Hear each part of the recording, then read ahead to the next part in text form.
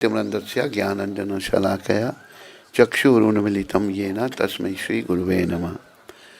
श्रीचैतन्यमनोभीष्टं स्थापितं येन भूतले स्वयं रूपकदा मायं ददाति स्वापदान्तिकं।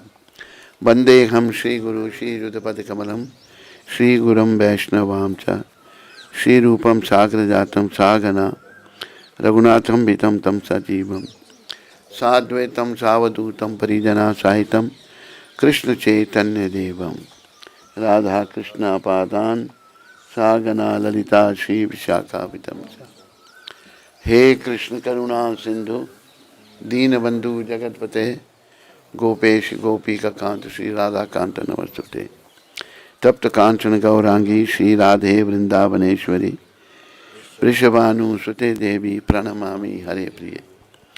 वांछा कल्पतरुभ्यश्च कृपा सिंधु वैवच पतितानां पावनेभ्यो वैष्णवे। जय श्री कृष्ण चैतन्य नित्यानंद श्री अद्वैत गदाधर सदि गौर भक्त। हरे कृष्ण हरे हरे राम हरे कृष्ण कृष्ण हरे हरे हरे राम हरे कृष्ण कृष्ण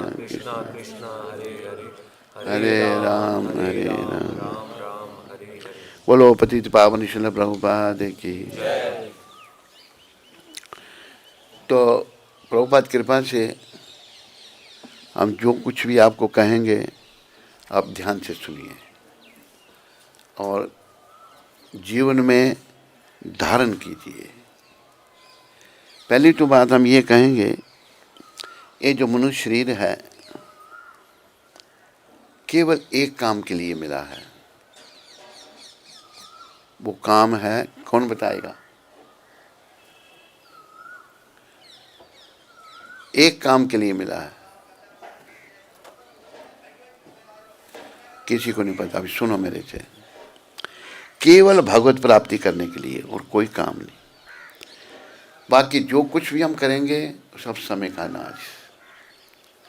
आपने 100 करोड़ बना लिया, बड़ा खतरनाक। शरीर जब छोड़ना पड़ेगा ध्यान 100 करोड़ में जाएगा, उसका क्या होगा? वापस नाक। तो हमें केवल कृष्ण प्राप्ति का प्रयास करना है। कृष्ण को पाने के हमें योग्य बनाना अपने आप को। योग्यता क्या है? हम काम, क्रोध, मोह, लोभ, अहंकार इनसे मुक्त हैं। विशेष करके काम, क्रोध, मोह, लोभ। काम से ही सारी बीमारियां पैदा होती हैं, क्योंकि जो काम वासनाएं हैं, ये काम है, ये शरीर के स्तर पर है। और आध्यात्मिक जीवन की शुरुआत होती है, हम ये शरीर नहीं है। पर जब हम काम वासना के द्वितीय में जीवन काल में लगे रहते हैं, इस शरीर का ही सोचते हैं, मरते समय ओ मैं मर रहा हूँ, मैं मर रही हूँ, क्या होगा? तो बस नरक प्रतीक्षा, आवागमन 84। तो बहुत सारे लोग देर से आए, चलो आए, प्रयास करो। महाराजा खटवांग की कथा आती है, उनको मृत्यु से कुछ समय पहले ही भगवत चिंतन हुआ और भगवत प्राप्ति की थी उन्होंने। तो बहुत सारे रोग पैदा हो जाते हैं, दोष पैदा हो जाते हैं। एक सबसे बड़ा दोष याद रखो, मेरी तरफ ध्यान दो, इधर उधर मत देखो। सबसे बड़ा दोष हमें अपेक्षा। क्या? Expectation. When expectation is not fulfilled, it turns into frustration. अपेक्षा की ये बहुत बड़ा रोग है। हर व्यक्ति दूसरे को अपनी तरह चाहता है, ये कैसे होगा? इसलिए इस रोग से मुक्त होने के लिए इसका पहले चिंतन करो, इस रोग से मैंने मुक्त होना है। अभी इस रोग से मुक्त प्रभुपाद थे। देखो, गोरों के बीच में गए, एक मैं उनकी जीवन की घटना सुनाता हूँ। एक हमारा गुरु भाई लिख रहा है ये प्रभुपाद जी को अपनी ऑफरिंग में, प्रार्थना में, कि गुरु महाराज हम इतने पतित थे, हम जब आपके पास 26 सेकंड एवेन्यू पहला मंदिर था न्यूयॉर्क में, हम जब वहाँ आते थे तो हमारे लिए प्रसाद बनाते थे, भोजन बनाते थे और हमको खिलाते थे। हम क्या करते थे, जूठे बर्तन छोड़ के चले जाते थे और आप उनको धोते थे। देखो कोई एक्सपेक्ट कुछ नहीं उन्होंने किया, उनको बिल्कुल गे गुजरे लोगों को भक्ति का पद दे दिया उन्होंने। तो हम लोगों में जब तक हमें विकार हैं, हमें ये अपेक्षा रूपी रोग है। इससे पहले आत्मा शरीर को छोड़ दे, इस रोग को छोड़ना है। इससे पहले प्राण निकले, इस रोग को निकालना है। अपेक्षा, बहुत सारी दोष हैं पर अपेक्षा दोष बहुत बड़ा है। हर आदमी चाहता मेरे हिसाब से हो, मेरे साथ होता कैसे होगा। अभी एक उदाहरण प्रभुपाद जी ने दिया है सांप का। सांप को तुम दूध पिलाओगे तो तुम्हारा दोस्त बनेगा, उसका जहर बढ़ जाएगा। इसलिए किसी से कोई अपेक्षा नहीं करनी। अपेक्षा होने से ही हमें क्रोध आता है, और क्रोध को चंडाल कहा है।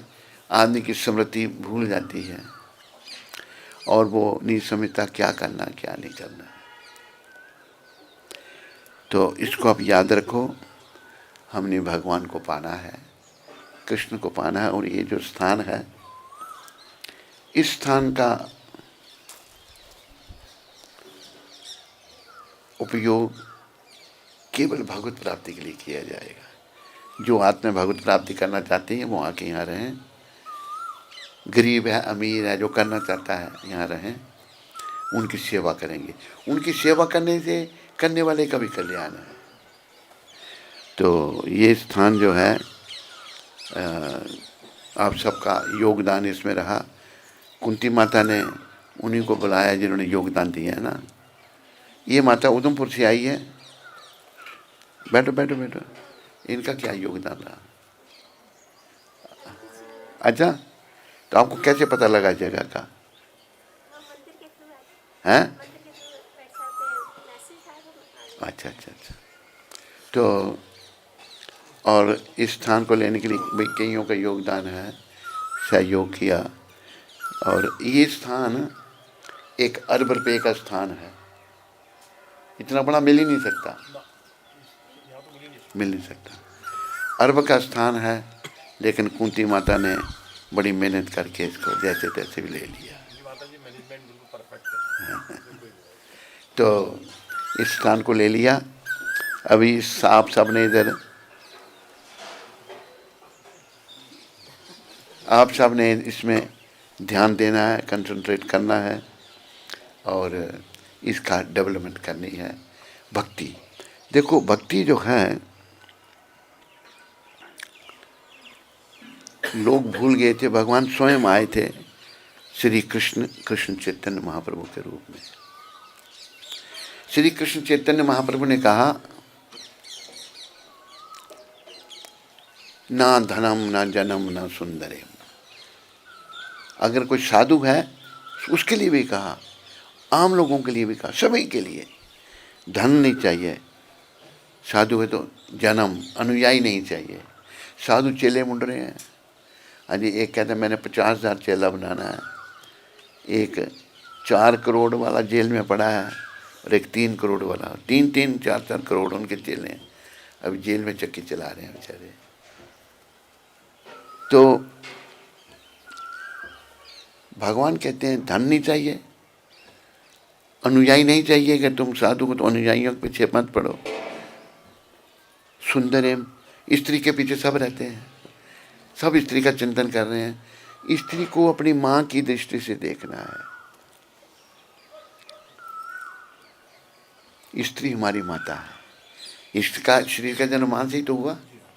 तो मां का भाव स्त्री में रखना है, कुभाव नहीं रखना। ना धनम ना जनम ना सुंदरिम, सुंदर स्त्री में भी भाव नहीं। सुंदर स्त्री मेरी माँ माता है। कविताम, कविता मतलब मुझे बड़ा प्रवक्ता नहीं बनना, मुझे बड़ा कवि नहीं बनना कि मैं बहुत बड़ा प्रवक्ता हूँ। मतलब अहंकार आ जाएगा उसमें। जब अहंकार आ जाएगा तो सब समाप्त हो जाएगा। अहंकार, अहंकारी जीव पागल हो जाता है। अहंकार भी प्रभुपाद जी ने दो प्रकार के बताए हैं, एक मिथ्या अहंकार और एक सही अहंकार। मिथ्या अहंकार क्या है? मैं ये शरीर हूँ।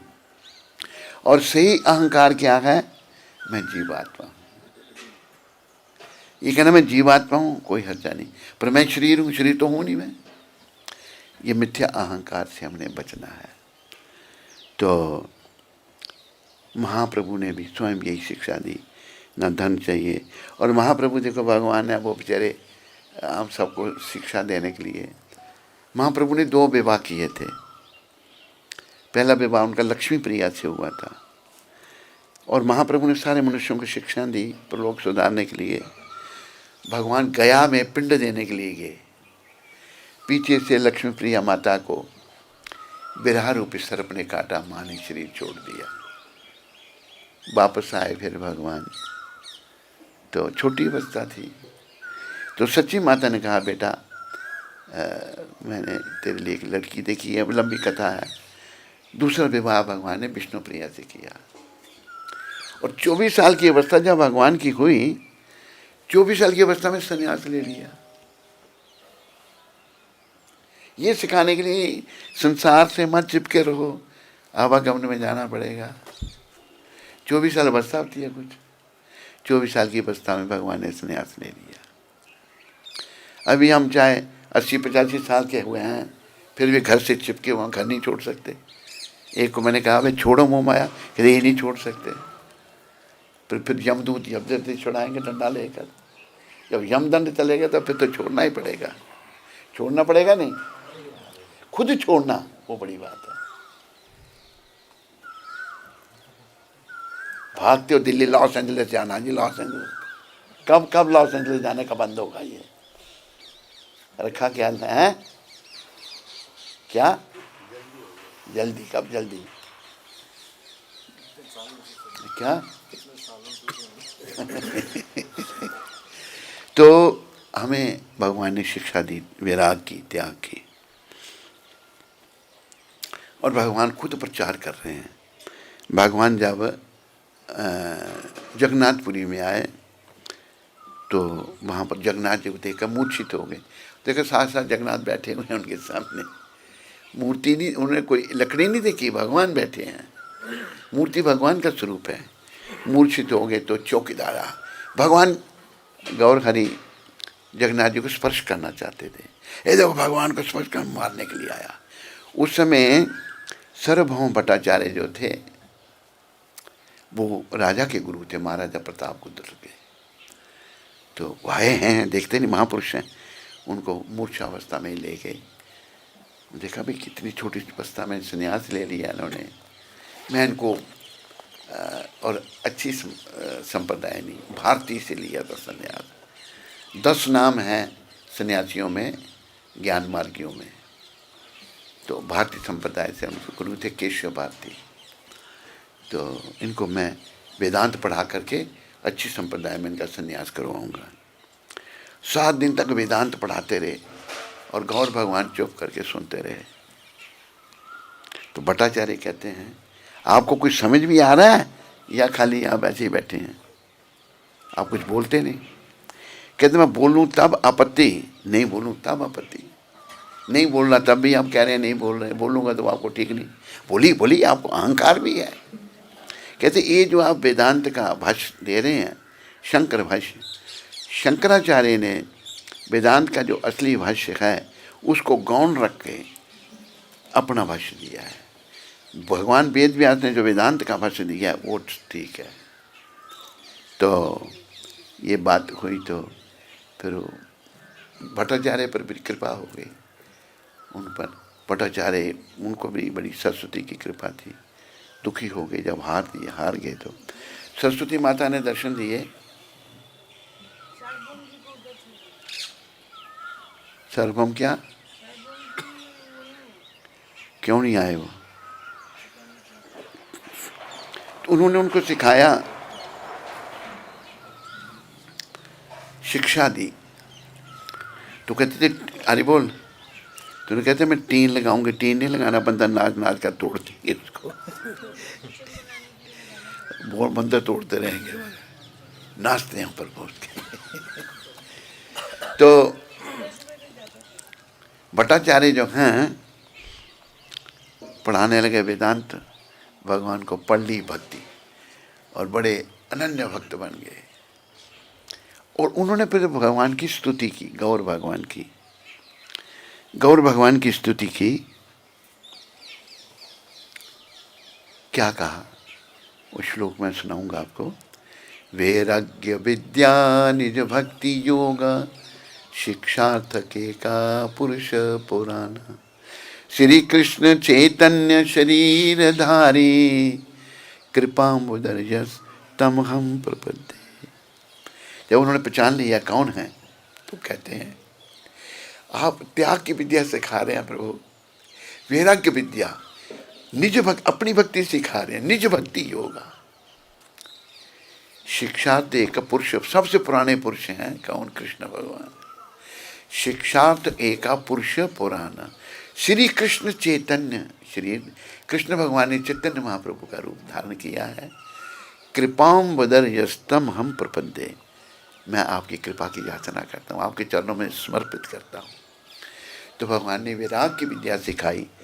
हर स्त्री हर पुरुष वैराग की ओर ध्यान दो, मोह माया में कुछ नहीं रखा। वैराग इसलिए कि जब छोड़ना पड़ेगा, अपनी परीक्षा में बैठना पड़ेगा। अगर किसी चीज़ से हमारा मोह होगा तो छोड़ नहीं पाएंगे हम, जब छोड़ नहीं पाएंगे तो मुश्किल हो जाएगा। तो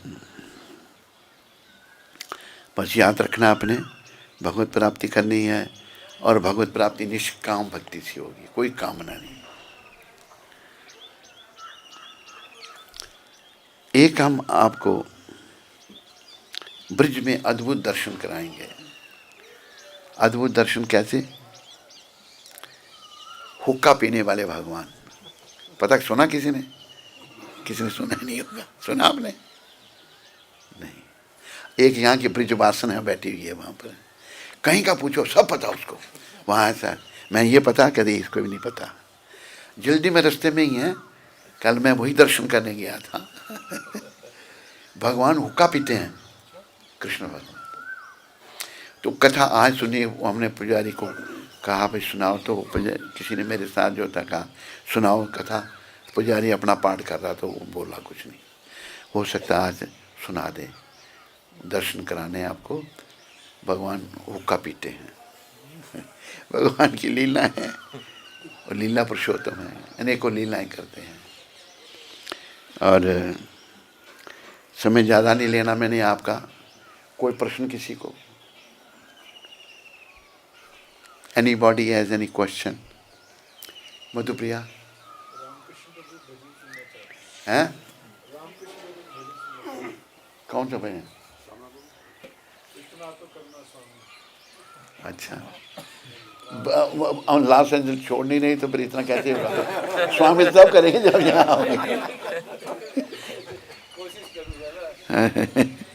भजन सुनकर है थोड़े से इधर चलते।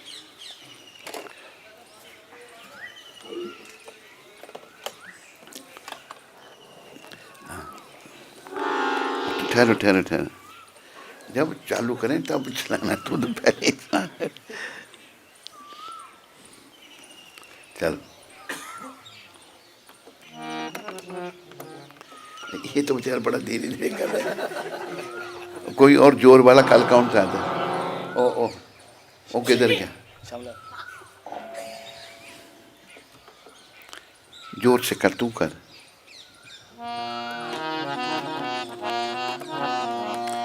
इतना तो करना स्वामी, जब प्राण तन से निकले।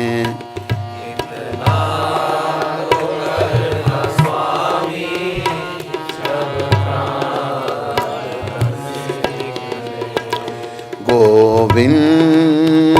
नाम लेकर मेरे प्राण तन से निकले।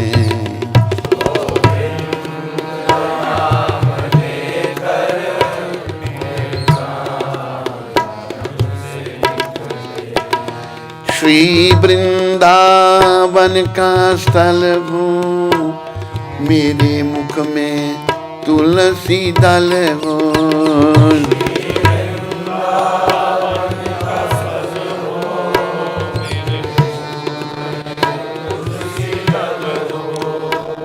कृष्ण चरण का जल हो, जब प्राण तन से निकले। कृष्ण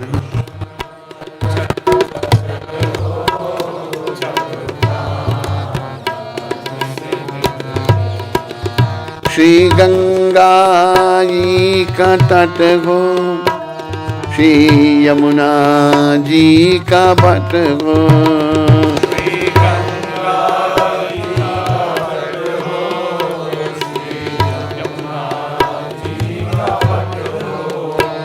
और सांवला निकट हो, जब प्राण तन से निकले। और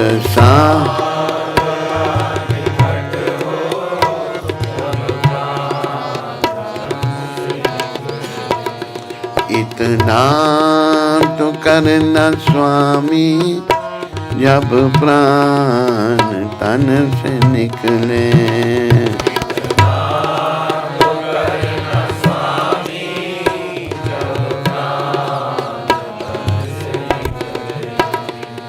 सन्मुख सांवला खड़ा हो, मुरली की धुन भरा।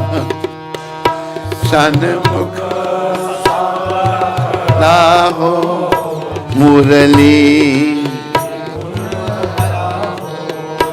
तिरछा चरण धरा हो, जब प्राण तन से निकले। तिरछा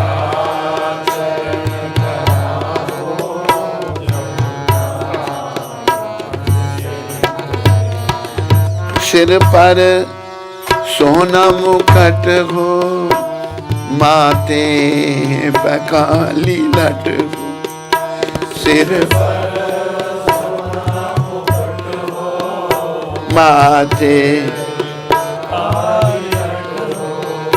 यही ध्यान मेरे घट हो, जब प्राण तन से निकले।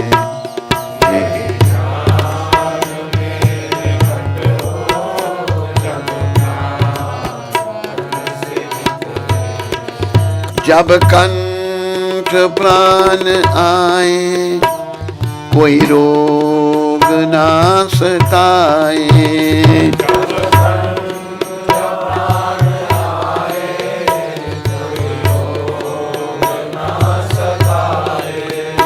यम दर्श ना दिखाए, जब प्राण तन से निकले। यम दर्श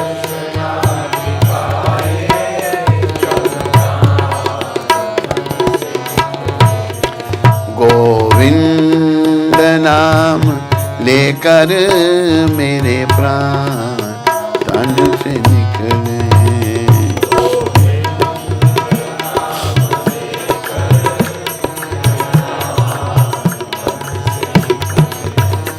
तेरा नाम निकले मुख से, मेरे प्राण निकले सुख से। तेरा नाम निकले मुख से, मेरे प्राण निकले सुख से। बच जाऊं घोर दुख से, जब प्राण तन से निकले। बच जाऊं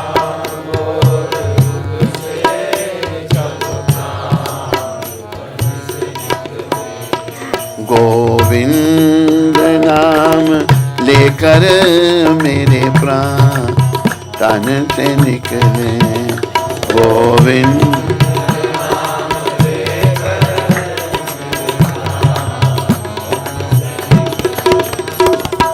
पीतांबरी कसी हो, मुख पर कुछ हंसी हो।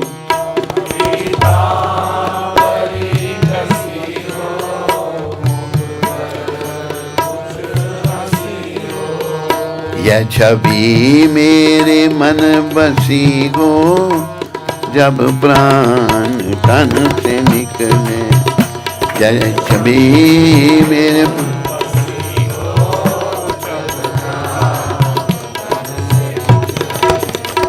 आना अवश्य आना, राधा को साथ लाना।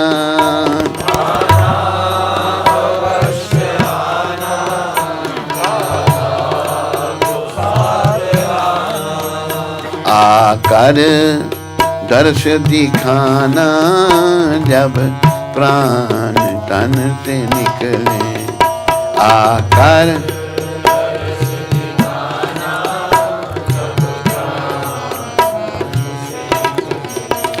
गोविंद नाम लेकर मेरे प्राण तन से निकले।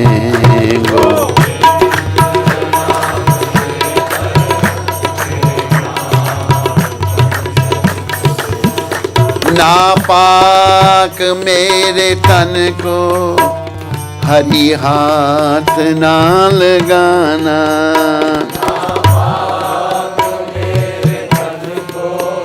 हरि चरणों की ठोकरों से यमुना में फेंक देना।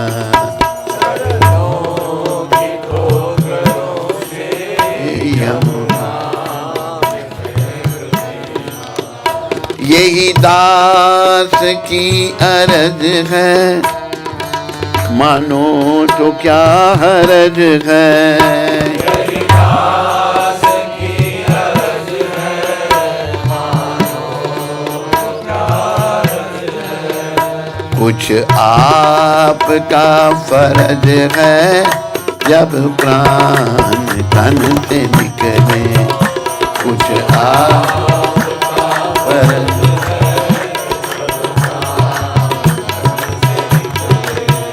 गोविंद नाम लेकर मेरे प्राण तन से निकले। गोविंद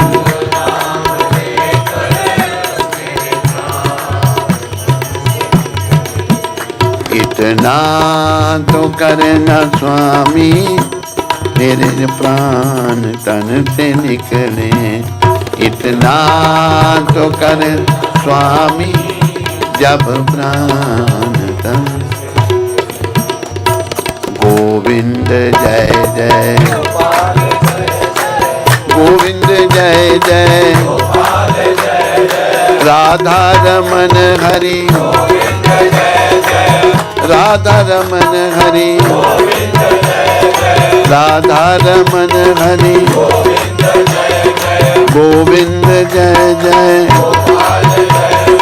गोविंद जय जय,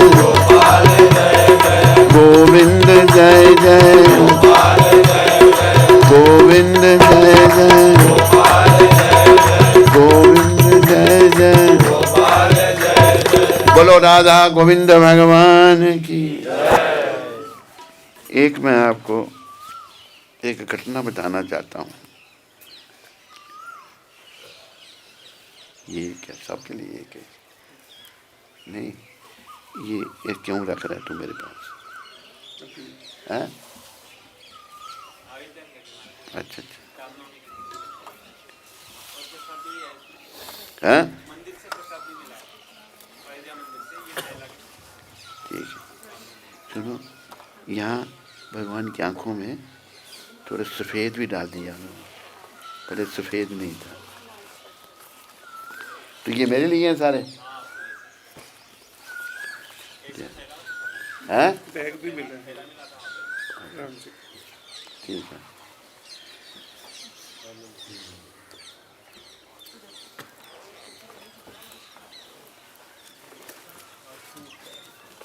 श्री राम। तो ब्रिज में शरीर छोड़ना कितना कठिन है।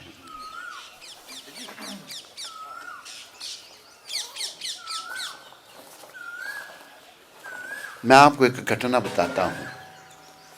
जहाँ हमारा इस्कॉन का मंदिर है, साथ में एक पहले आश्रम था, तो वो आश्रम अभी इस्कॉन वालों ने खरीद लिया है। वहाँ पर एक बम्बई की माता थी, बड़े घर से बाल विधवा हो गई। छोटी अवस्था में उसका पति गुजर गया और वो वहाँ रहने लगी। 33 साल तक वो वहाँ रही, 33 ईयर्स। 33 साल के बाद उसको बम्बई से फ़ोन आया कि भाई यहाँ आओ, कुछ पेपर साइन करने हैं। बोले मैं ब्रिज नहीं छोड़ूंगी। क्या तुम फ्लाइट से आओ, पेपर साइन करके दूसरे दिन चले जाना। 2 के 3 दिन के लिए बम्बई गई, वहीं प्राण निकले, वापस नहीं आ सके। ब्रिज में प्राण छोड़ना बहुत दुर्लभ है, अति दुर्लभ। और ये बताया है जो ब्रिज में प्राण छोड़ता है उसको भगवत प्राप्ति होती है, वो धाम में जाता है। पर मान लो अगर कोई भक्त नहीं है, उसको ब्रिज ही मिलेगा, कुत्ता बिल्ली बनेगा ब्रिज में वो, या कोई जानवर बनेगा। जब शुद्ध हो जाएगा फिर वो धाम में जा सकता है। तो ब्रिज प्राप्ति ये स्थान जो है इसलिए है कि जो जो भक्ति करके भगवत धाम में जाना चाहते हो सबको जाना चाहिए, पर भाग्यहीन लोग नहीं जा सकते, हम कर्मों के मारे नहीं जा सकते। तो ये प्रयास है यहाँ पर। अभी जो जो हुक्का ठाकुर के दर्शन करना चाहते हैं वो हमारी गाड़ी के पीछे पीछे आएंगे। मेरी गाड़ी का पायलट होगा संजय। हैं हैं